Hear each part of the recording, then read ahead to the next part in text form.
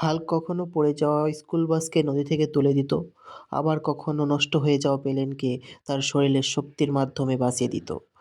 সারাদিন পরিশ্রমের পর হাল্ক যখন তার গুহায় এসে নীরবে ঘুমাচ্ছিল, ঠিক তখনই একজন অজানা বিজ্ঞানী এসে তার শরীর থেকে গামা রেডিয়েশন চুরি করে নিয়ে যায় এবং সেটি ল্যাবে পরীক্ষা নিরীক্ষার মাধ্যমে এমন একটি ভয়ঙ্কর দানবে রূপান্তরিত করে যা অনেক ভয়ঙ্কর ছিল এবং তা ছিল আসল হাল্ক থেকেও অনেক বেশি শক্তিশালী এবং ছিল অনেক ট্যালেন্টেড।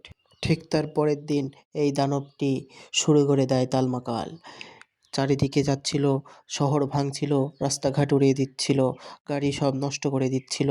তা দেখে সবাই ভয়তে পলাচ্ছিল। একদিন আসল হাল্ক শহরে আসে আর সবাই তার ওপর পাথর নিক্ষেপ করতে থাকে। সে কিছুই বুঝতে পারছিল না। সে তার ল্যাবে যায় এবং সে নোটিশের মাধ্যমে বুঝতে পারে যে তার ছদ্মবেশে একটি হাল্ক শহরে নষ্ট করছে। সে তখন একটি নতুন স্যুট আবিষ্কার করে, যার নাম হলো গ্রিন গং। সেই স্যুট পরে সে সেই দানবের সামনে আসে এবং অনেক মারামারি হয়, যা কল্পনা করার বাইরে। এক পর্যায়ে সবুজ স্যুট পরা হাল্ক সেই দানবকে আঘাত করতে করতে এক পর্যায়ে তাকে হারিয়ে দেয়।